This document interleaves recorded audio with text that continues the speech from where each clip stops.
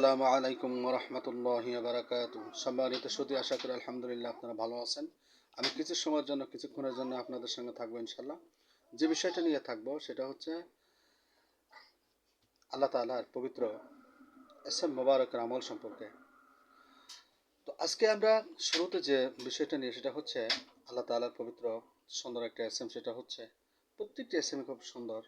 তার মধ্যে আল্লাহু মুতাকাব্বির, আল্লাহু মুতাকাব্বির, এই আল্লাহ মুতাকাব্বির যদি কোনো ব্যক্তি একটা আমল করে, যে ব্যক্তি স্ত্রীর সহবাসের পূর্বক্ষণে এই এসএম মোবারক 10 বার এটা পাঠ করবে, আল্লাহ তাআলা তাহাকে নেক এবং বহৎ সন্তান তাকে দান করবেন ইনশাআল্লাহ।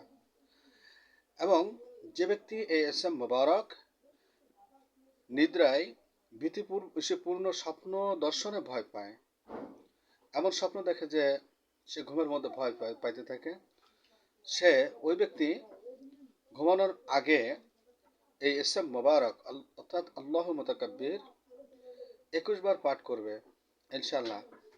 সে ওই বেশি ভীতিজনক স্বপ্ন আর দেখতে পাবে না।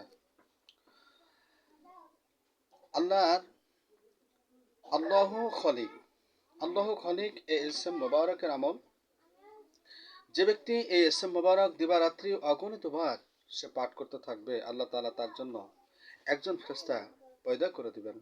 উক্ত ফেরেশতা কিয়ামত পর্যন্ত যত ইবাদত করবে পণ্যওয়ালার, যে ব্যক্তি এই আমলটা করবে ওই ব্যক্তির আমল নামায় লেখা হবে এবং তার চেহারা জ্যোতিময় হয়ে যাবে এবং যাবতীয় নেক কার্যে তার দিল দৃঢ় এবং মজবুত থাকবে। আল্লাহ তাআলা আমাদেরকে এই পবিত্র দুইটা এসএম মোবারকের আমল করা এবং তার ফজিলত